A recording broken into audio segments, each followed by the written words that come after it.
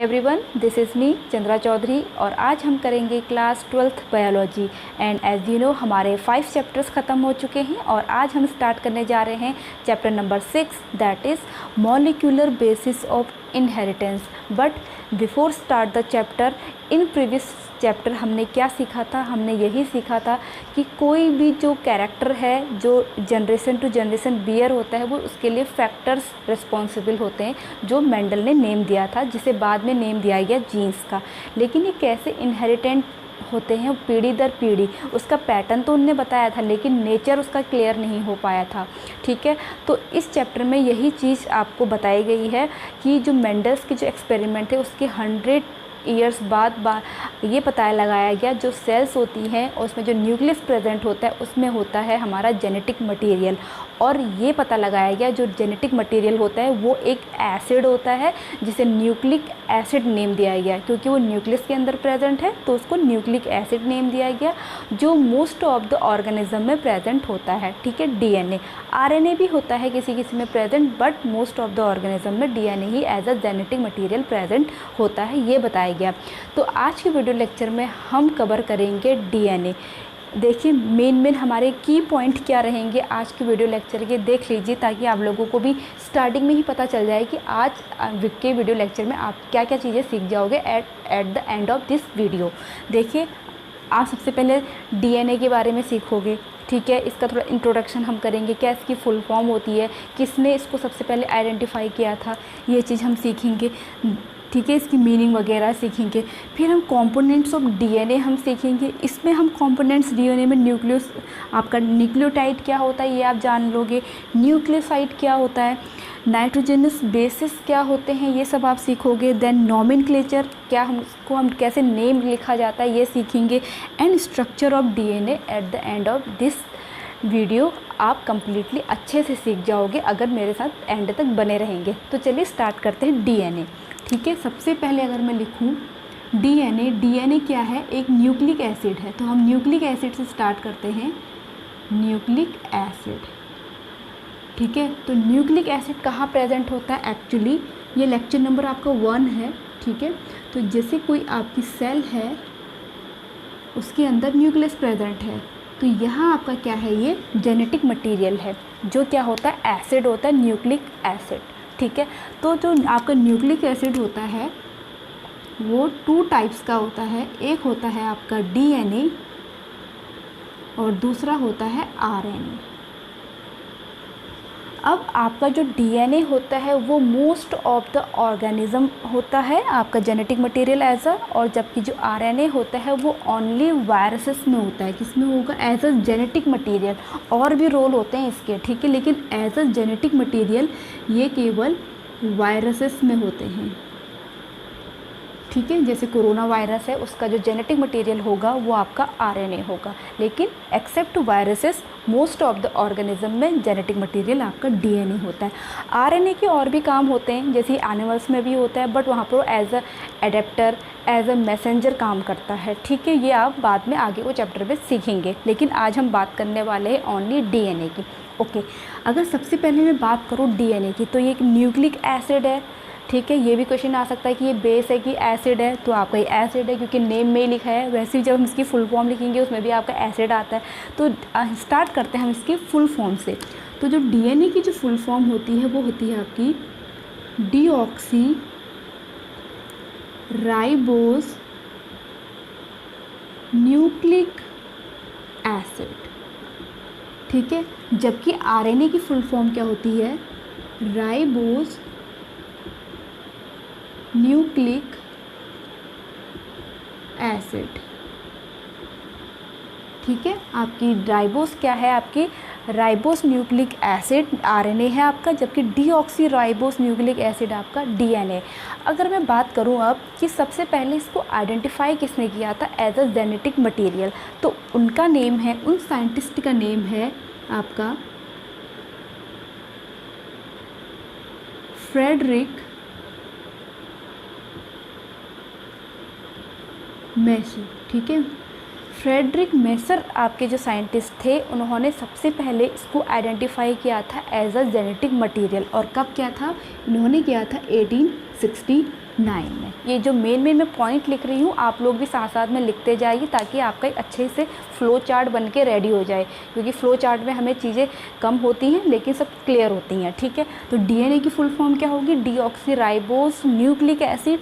और सबसे पहले इसको किसने आइडेंटिफाई किया था? आइडेंटिफाई, ठीक है, यहाँ पे मैं लिख देती हूँ, आइडेंटिफाइड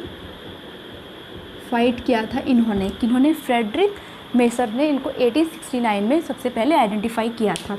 ओके, अब बात करते हैं, जैसे हमने इसकी मीनिंग देख ली, अब इसके हम कंपोनेंट्स देख लेते हैं। बट कंपोनेंट्स देखने से पहले सबसे पहले थोड़ा सा और जान लेते हैं, जो एक्चुअली में डीएनए होता है वो एक पॉलीमर होता है। डीएनए आपका है क्या? एक पॉलीमर है। ठीक है, अब पॉलीमर क्या होता है? देखिए, पॉली का मतलब क्या होता है? बहुत सारे। ठीक है, मोनो का मतलब क्या होता है? वन। जैसे मोनो होता है, डाई होता है, ट्राई होता है, तो बहुत सारे हो जाएंगे तो पॉली बोल देते हैं। ठीक है, तो इसका मोनोमर एक्चुअली आपका, जैसे अगर मैं बात करूँ ग्लूकोज की, ठीक है, ग्लूकोज आपका क्या होता है? C6H12O6। ये आपका सिंपलेस्ट कंपाउंड है आपका। ठीक है, ग्लूकोज को और ब्रेक डाउन हम नहीं कर सकते, केमिकल रिएक्शन के द्वारा हम कर सकते हैं। जब इसका ब्रेक डाउन होता है तो एनर्जी निकलती है रेस्पिरेशन के प्रोसेस पे, ये आपको पता है। लेकिन ये कार्बोहाइड्रेट का सिंपलेस्ट फॉर्म है ग्लूकोज। अब जब ग्लूकोज में मैंने ग्लूकोज ऐड किया, ऐसे करके ग्लूकोज करके एक चेन बना दी, तो ये पॉलीमर बन गई। ठीक है, ये आपका एक मोनोमर था। जो आपकी ग्लूकोज की जो चेन बनी है वो एक पॉलीमर है और एक ग्लूकोज आपका मोनोमर है। इतनी बात क्लियर हो गई। तो आपका इसी तरह से, जैसे मैंने यहाँ पे ग्लूकोज का एग्जांपल दिया, उसी तरह से ऐसा कुछ होता है। ठीक है, ऐसा कुछ का नाम मैं भी बताऊंगी, जिसकी एक के साथ एक के पीछे ऐड होने से पॉलीमर बना हुआ है, वही आपका डीएनए है। अब यहाँ पर देखते हैं वो पॉलीमर है क्या। एक्चुअली वो पॉलीमर होता है आपका न्यूक्लियोटाइड।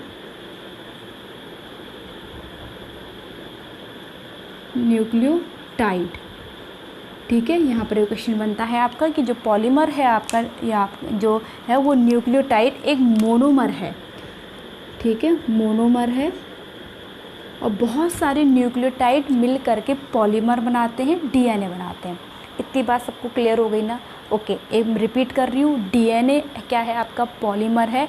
और इसका पॉलीमर का मतलब जो बहुत सारे मोनोमर से के ऐड होने से, चेन के बनने से बनता है। अब मोनोमर है क्या? वो आपका न्यूक्लियोटाइड है। इतनी बात क्लियर हो गई? ओके, अब हम आते हैं इसके कंपोनेंट्स की ओर। ठीक है, कंपोनेंट्स की अगर हम बात करें, ठीक है, कंपोनेंट्स ऑफ डीएनए कि हम बात करेंगे यहाँ पर, तो आपके जो कंपोनेंट्स होते हैं वो 3 होते हैं आपके डीएनए के। फर्स्ट आपका कंपोनेंट होता है, अगर मैं इन जनरल बताऊँ तो 2 ही होते हैं एक्चुअली। आपका क्या होगा यहाँ पर, जैसे कि मैंने कहा है न्यूक्लियोटाइड है, तो एक होता है आपका न्यूक्लियोसाइड, दूसरा होता है आपका फॉस्फेट। ठीक है, कंपोनेंट्स ऑफ डीएनए आपका जो न्यूक्लियोसाइड है और फॉस्फेट है, ये दोनों मिलकर के क्या बनाते हैं? न्यूक्लियोटाइड बनते हैं। ये दोनों मिलके क्या बनाएंगे? यहाँ पे भी आप लिख दो न्यूक्लियोटाइड। तो अब समझ में आ गया कि न्यूक्लियोटाइड क्या है। जो कंपोनेंट्स ऑफ डीएनए होते हैं मीन्स आपका न्यूक्लियोसाइड और फॉस्फेट, उन दोनों के मिलने से एक मोनोमर बनेगा जो कि है आपका न्यूक्लियोटाइड। अब बहुत सारे जब न्यूक्लियोटाइड्स की चेन बनेगी तो आपका पॉलीमर बनेगा और डीएनए बनेगा। इतनी बात क्लियर हो गई ना? ओके, चलिए आगे बढ़ते। अब अगर हम बात करें न्यूक्लियोसाइड की, तो ये आपके 2 चीज़ों से मिलकर बना है। फर्स्ट है आपका, ठीक है, नाइट्रोजिनस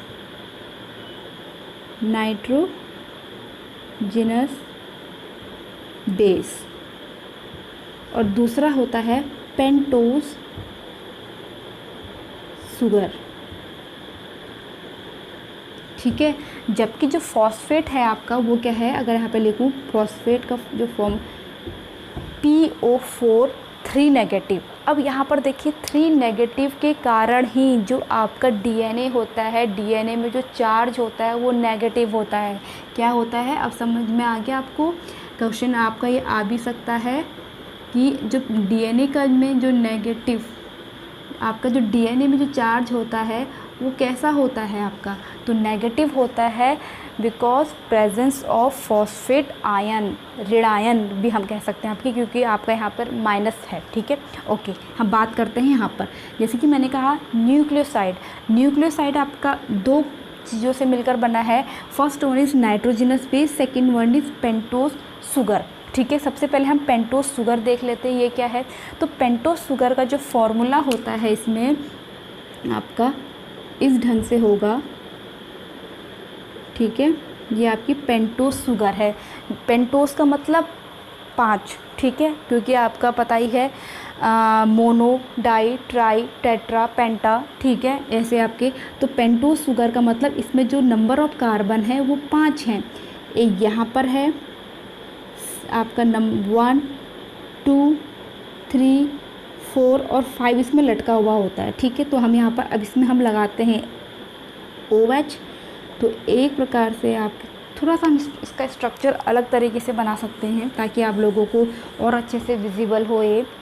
ठीक है, तो ये है आपका, इसको थोड़ा सा ऐसे इंक्लाइंड वे में बना लेते हैं। ठीक है, ऐसे करके। ओके, तो कार्बन नंबर ये 1 है, ये 2 है, ये 3, ये 4 और 5 यहीं पे होगा। अभी हम इसको बनाएंगे। एक आप ऐसे बना दोगे, एक ऐसे, एक ऐसे, एक आपका ऐसे। तो यहाँ पर आपका H होगा, यहाँ पर OH, यहाँ पर H, यहाँ पे भी H, यहाँ H, OH, यहाँ पर आपका CH2OH एंड यहाँ पर H। तो ये आपकी क्या है, पेंटोज शुगर है। अब पेंटोज शुगर में देखो क्या डिफरेंस है। एक्चुअली जो आपकी पेंटोज शुगर होती है वो 2 टाइप्स की होती है। एक होती है बीटा आपकी पेंटोज शुगर होती है, एक डीऑक्सी होती है। ये आपकी बीटा है, ये अल्फ़ा और बीटा नहीं, ये आपकी एक्चुअली डीऑक्सी है। डीऑक्सी क्यों? जो आपकी सेकंड नंबर का जो कार्बन है वहाँ पर ऑक्सीजन मॉलिक्यूल नहीं है। डी का मतलब क्या होता है, रिमूव हो जाना। तो आपकी ये कैसी है, डीऑक्सी शुगर है। ठीक है, जो किसकी है, DNA की है। अगर इसका स्ट्रक्चर मैं इस ढंग से बनाऊँ, ठीक है, ऐसे बनाऊं,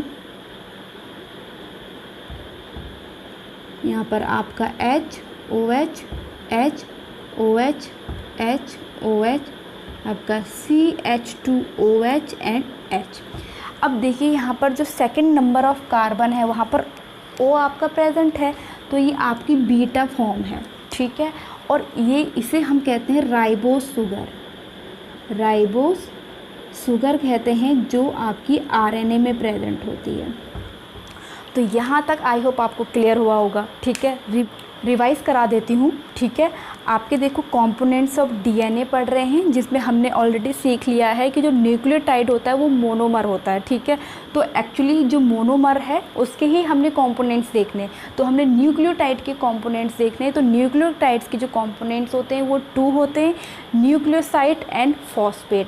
एंड न्यूक्लियोसाइड को अगेन 2 पार्ट्स में डिवाइड किया जाता है, जो ये अभी 2 टाइप्स से बना होता है। एक होता है उसका component nitrogenous base and pentose sugar. अगर मैं डायरेक्टली बात करूं DNA के कंपोनेंट्स के, वो 3 हो गए आपकी, nitrogenous base, pentose sugar and phosphate. ये चीज़ ध्यान रखना, 2 ही मत लिख के आना। ठीक है, अगर आपके एग्ज़ाम में आता है, ये मैंने सिर्फ आपको और छोटे छोटे पार्ट्स में डिवाइड करने के लिए ये सब लिखा है, लेकिन कंपोनेंट्स ऑफ DNA पूछेगा तो 3 है, 1, 2, 3। ठीक है, नाइट्रोजनस बेस और शुगर मिलकर के आपके न्यूक्लियोसाइड बनाते हैं, न्यूक्लियोसाइड और फॉस्फेट मिलकर के न्यूक्लियोटाइड बनाते हैं, और बहुत सारे न्यूक्लियोटाइड मिलकर के आपका DNA बनाते हैं। इतनी बात ध्यान रखना। ओके, तो यहाँ पर अब हम बात करेंगे, फॉस्फेट मैंने बता दिया। ठीक है, पेंटोज शुगर जो है आपकी 2 टाइप्स की होती है कि डीऑक्सी शुगर, दूसरा बीटा राइबोज शुगर। जो डीऑक्सी आपकी शुगर होती है, जब हम पेंटोज शुगर का डायग्राम बनाते हैं, स्ट्रक्चर बनाते हैं एक्चुअली, तो सेकंड आपकी जो प्लेस में आपका जो कार्बन होता है उसमें कोई भी ऑक्सीजन प्रेजेंट नहीं होती है, तभी उसका नाम लिखा है डीऑक्सी, मतलब ऑक्सीजन का एलिमिनेशन हो गया है। तो डीऑक्सी आपकी शुगर है जो डीएनए में प्रेजेंट होगी। अगर आपकी सेकंड पोजीशन में ऑक्सीजन है तो वो बीटा राइबोस शुगर है जो आपकी आरएनए में प्रेजेंट होगी। आई होप यहाँ तक आपको अच्छे से क्लियर हो गया होगा। ठीक है, चलिए आगे बढ़ते हैं। अब बात करते हैं नाइट्रोजनस बेस की। तो यहाँ पर जो नाइट्रोजनस बेस होते हैं वो अगेन 2 होते हैं। ठीक है, आपका फर्स्ट होता है प्यूरिन और दूसरा होता है आपका पायरिडीन, पायरीमिडीन। ठीक है, पायरीमिडीन। पहला क्या होगा आपका प्यूरिन, दूसरा क्या होता है पायरीमिडीन। ओके, अगर हम बात करें कि प्यूरिन में क्या क्या होते हैं, तो प्यूरिन में आपके नंबर 1 है एडेनिन एंड सेकंड है आपका ग्वानिन। ठीक है, उसी तरह से अगर मैं पिरिमिडिन की बात करूं तो इसमें नंबर 1 पे है आपका साइटोसिन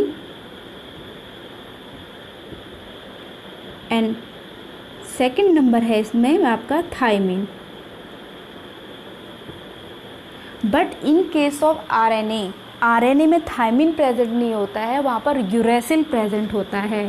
तब सेकंड नंबर में यूरेसिल, मैं यहाँ पर नंबर सेकंड ही लिख रही हूँ, बट आरएनए। अब यहाँ पर ध्यान से देख लीजिए, अगर आपका डीएनए है तो नाइट्रोजनस बेस क्या क्या होंगे, एडेनिन होगा, ग्वानिन होगा, साइटोसिन होगा एंड आपका थायमिन होगा। But in case of RNA adenine होगा, ग्वानिन होगा, साइटोसिन होगा एंड यूरेसिल होगा, थायमिन प्रेजेंट नहीं होगा। क्लियर हो गया? ओके। अब बात करें आपके प्यूरिन और पिरिमिडिन की स्ट्रक्चर की। तो जो आपकी प्यूरिन्स होते हैं इनमें होती है डबल रिंग। क्या होती है इसमें? डबल रिंग होती है,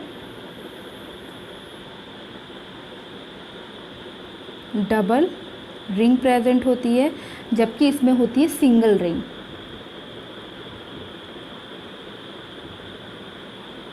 अब कैसे, देखिए इसका हम डायग्राम देख लेते हैं डबल रिंग में। तो इसका डायग्राम होता है आपका, पहले हम जैसे बेंजीन होता है ना उस तरह से इसका डायग्राम बना लेंगे एंड फिर उसके बाद जो यहाँ पर एक एन ऐड करेंगे, फिर एक एन यहाँ पर ऐड करेंगे। ठीक है, देन एक एन यहाँ पर, एक एन यहाँ पे और आपका ये स्ट्रक्चर बनके तैयार हो गया। तो डबल रिंग, जबकि आपका सिंगल रिंग में पिरिमिडिन का क्या होता है आपका सेम ऐसे ही, एक यहाँ पर एन होगा, एक आपका थर्ड प्लेस में एन होगा। ठीक है, इतनी बात समझ में आ गई? ओके, यहाँ पर अगर मैं एन की प्लेसेस की बात करूँ तो ये 1 2 3 4 5 6 7 8 9। ठीक है, और इसमें 1 2 3 4 5 6। तो यहाँ पर n की जो प्रेजेंस है वो क्या है 1 3 7 9 है, जबकि इसकी बात करूँ तो n की जो प्रेजेंस है वो 1 एंड 3 है। इतनी बात क्या आप लोगों को क्लियर हो गई ना? तो आपका एडेनिन और ग्वानिन का स्ट्रक्चर इस टाइप से होगा और साइटोसिन, थायमिन या फिर यूरेसिल आपका सिंगल चेन का होता है। तो इसका स्ट्रक्चर ये हुआ। ठीक है, इतनी बात क्लियर हो गई ना? अब हमें देखना यह है कि हमने इन दोनों को मिला करके बनाना है न्यूक्लियोसाइड, इन दोनों को ऐड करके। आई होप आपको इतना कॉन्सेप्ट क्लियर हो गया होगा। ठीक है, हमने इनको टुकड़ों में तोड़ दिया है इसके कंपोनेंट्स को। अब हमने क्या करना है, इन सबको जोड़ना है, तभी तो हमारा स्ट्रक्चर निकल के आएगा। ठीक है, ओके, आप इसका स्क्रीनशॉट ले सकते हैं। इसके बाद मैं इसे रफ कर रही हूँ। ओके, तो देखिए हमने बनाना है न्यूक्लियोसाइड। जो हम इनके स्ट्रक्चर देख चुके हैं इनको हमने अब ऐड करना है। तो यहाँ पे देखिए, अगर हमने न्यूक्लियोसाइड बनाना है तो इसका फॉर्मूला हम ऑलरेडी बता चुकी हूँ। क्या होगा आपका, कैसे बनेगा, आपकी शुगर प्लस बेस। बट यहाँ पर बेस कौन सा, 2 टाइप के मैंने बेस बताए, प्यूरिन और पिरिमिडिन। तो यहाँ पर हम बेस ले रहे हैं प्यूरिन को। अगर हम प्यूरिन बेस ले रहे हैं तो ये कौन से नंबर ऑफ नाइट्रोजन में ऐड होगा? ठीक है, हमने नाइट्रोजन की मैंने आपको 4 उसमें नाइट्रोजन प्रेजेंट थे, डबल रिंग था ना, 1 3 7 9। तो ये जो ऐड होता है ये 9 नंबर वाले जो नाइट्रोजन है उसमें ऐड होता है आपका शुगर, ठीक है। जो शुगर ऐड होती है बेस के साथ वो नंबर 9 वाले नाइट्रोजन में ऐड होती है, इस चीज़ का आप ख्याल रखिएगा। चलिए अब हम बनाते हैं, जैसे हमने शुगर बनाई, ये आपकी शुगर हो गई, ठीक है। तो यहाँ पर जो कार्बन नंबर 1 ये C1 ही होगा आपका, ये बात ध्यान रखिएगा, ये C1, ठीक है। यहाँ पर आपका बेस आपका ऐड हो जाएगा, अगर आपका प्यूरिन है, प्यूरिन बेस है तो क्या होगा आपका 9 नंबर वाला ऐड होगा यहाँ पर, ठीक है। अगर आपका दूसरा है, जैसे ये C1 है, अगर आपका पिरामिडीन है बेस यहाँ पर ऐड हो रहा है तो वो आपका 9 नंबर 1 मीन्स आपका जो नाइट्रोजन 1 है सिंगल रिंग होता है, आपका सिंगल रिंग का होता है पिरामिडीन बेस, उसका जो 1 नंबर वाला नाइट्रोजन है वो बॉन्ड बनाता है आपका किसके साथ, इस पेंटोज शुगर के साथ। एंड जो आपका प्यूरिन वाला बेस है वो नंबर 9 वाला जो आपका नाइट्रोजन है वो आपका इस पेंटोज शुगर के साथ ऐड होता है। अब देखिए यहाँ पर एक बॉन्ड बन रहा है, बॉन्ड फॉर्म हो रहा है, तो इस बॉन्ड को कहते हैं ग्लाइकोसिडिक बॉन्ड। इस बॉन्ड को क्या बोलेंगे, ग्लाइकोसिडिक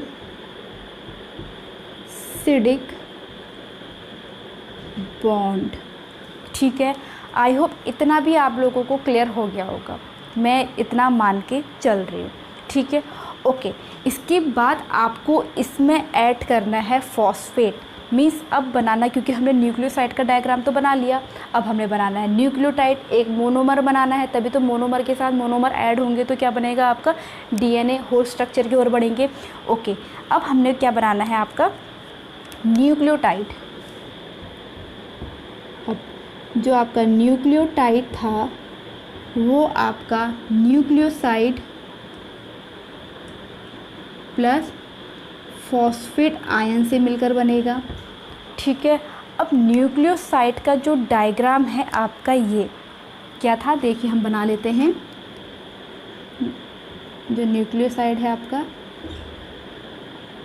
ये है, ठीक है। थोड़ा सा इंक डार्क कर लेते हैं, इसी से बना लेती हूँ। ये आपका क्या है न्यूक्लियोसाइड, और यहाँ पर बेस था आपका, ठीक है। ये बेस ऐड है, और यहाँ पर जैसे कि आपको पता है क्या हवा में लटका है CH2OH, ठीक है। तो इसके साथ ही आपका क्या बॉन्ड बना लेता है, आपका ये ऐड हो जाता है, मीन्स PO4 3 नेगेटिव, ये ऐड हो जाता है। और जो यहाँ पर ये ऐड हुआ है इसको बोलते हैं फॉस्फो, ठीक है, phospho ester bond, phospho ester bond, ठीक है। अब यहाँ पर देखिए, यहाँ पर मैंने एक और बेस बनाया, जैसे न्यूक्लियोसाइड बनाया,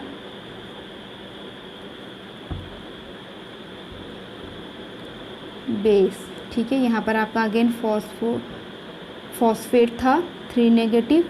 तो यहाँ पर देखिए जब लगा आपका एक मोनोमर ये है, एक मोनोमर ये है, तो यहाँ पर इसका जो फॉस्फेट है, इसका जो 3 नंबर वाला कार्बन है उसके साथ ये बॉन्ड बना लेता है, ठीक है। इसके साथ ये बॉन्ड बनाएगा, और एक बॉन्ड तो इसका देखो ये है, एक बॉन्ड इसका ये है, तो ये दोनों बॉन्ड मिल करके, क्योंकि एक बॉन्ड इसने इस वाली साइड जो रिंग है उसके साथ बनाया हुआ है, दूसरा बॉन्ड इसने इसके साथ बना लिया, ठीक है। तो इस बॉन्ड को हम क्या कहेंगे, फॉस्फो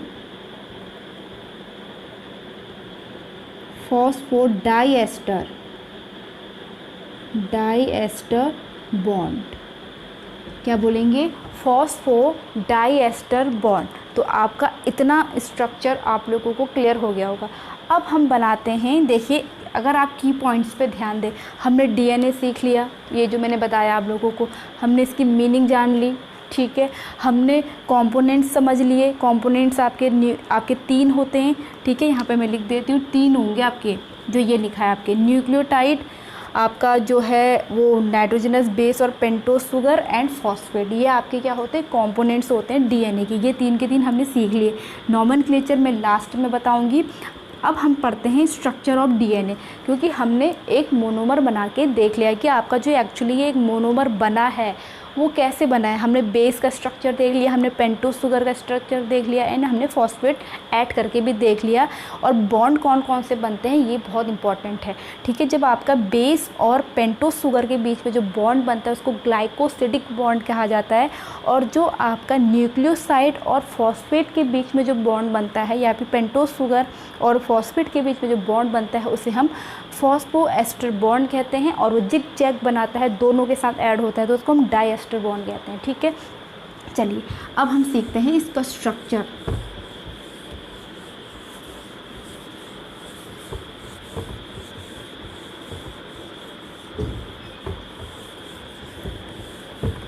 इसका स्ट्रक्चर हम सीखेंगे।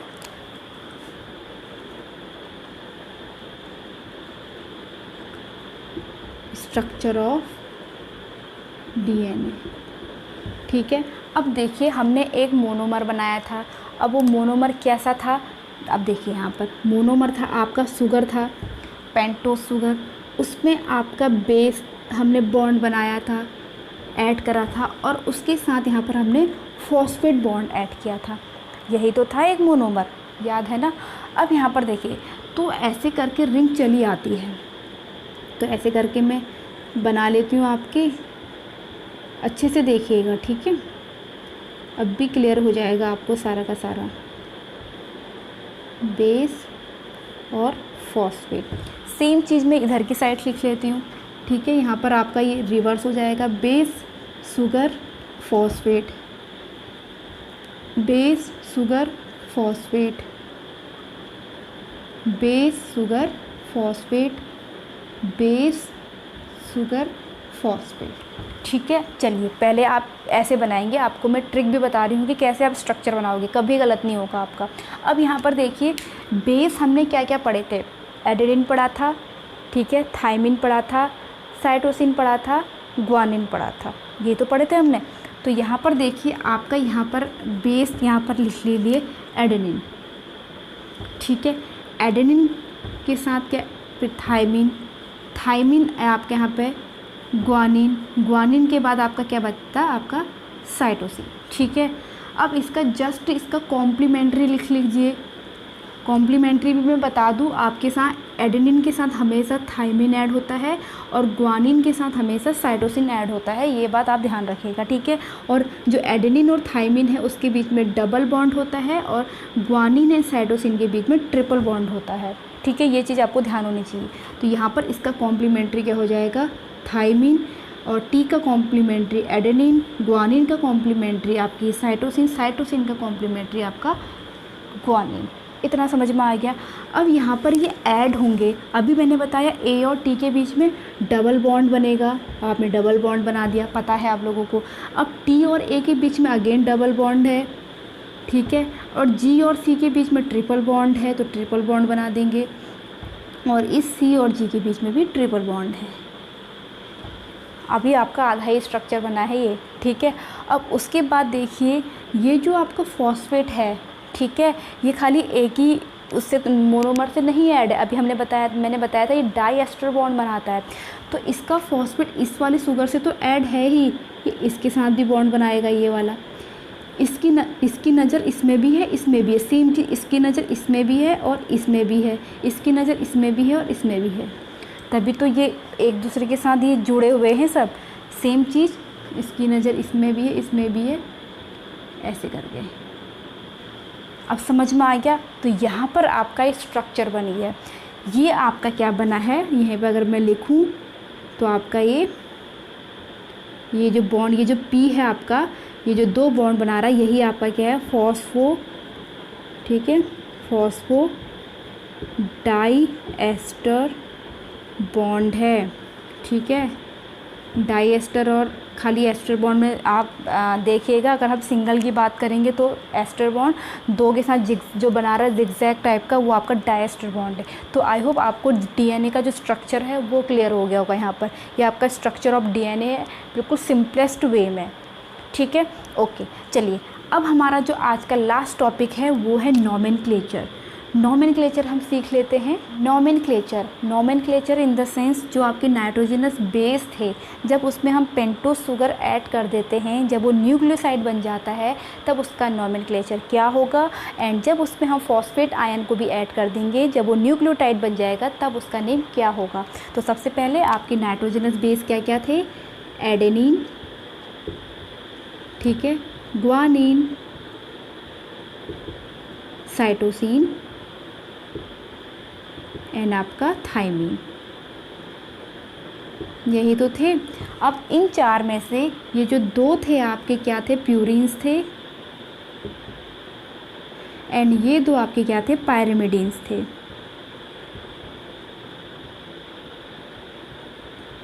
ओके, चलिए अब जब इसमें आपने ए शुगर ऐड कर ली, ठीक है, और जब आपने यहाँ पर इसमें एक फॉस्फेट आयन प्लस कर देंगे तब इनका नेम क्या हो जाएगा, यही तो सीखना है आपको। ओके, जब एडेनिन में आप शुगर ऐड कर लोगे तब ये बन जाता है आपका एडिनोसिन। एडिनोसिन बन जाएगा। इसमें जब आप ग्वानिन में ऐड करोगे तो ग्वानोसिन बन जाएगा, और साइटोसिन में करोगे तो आपका साइटिडीन बन जाएगा, एंड थाइमिन में ऐड करोगे तो थाइमिडीन बन जाएगा। अब यहाँ पर एक नोट करने वाली बात है, ये जो INE सफिक्स आया है वो प्यूरिन से आया है, ये DINE जो सफिक्स आया है आपका वो इसके DINE से आया है। ठीक है, ओके। अब जब यहाँ पे न्यूक्लियोटाइड आपका फास्फोरस जब आयन इसमें ऐड कर लेंगे, फॉस्फेट आयन जब हम प्लस कर लेंगे तो ये क्या बन जाएगा आपका? Adenylic acid. ठीक है, ये आपका क्या बन जाएगा? ग्वानाइलिक एसिड। ये बन जाएगा आपका साइटिडाइलिक एसिड, एंड ये आपका बन जाएगा थाइमिडाइलिक एसिड। ये आपका नॉमेनक्लेचर हो गया। तो आई होप आपके लिए ये हेल्पफुल रहा हो और आज का होल वीडियो लेक्चर आपके लिए हेल्पफुल रहा हो। तो मैं मिलूँगी अपनी नेक्स्ट वीडियो के साथ, तब तक के लिए stay tune. Thanks for watching, bye bye.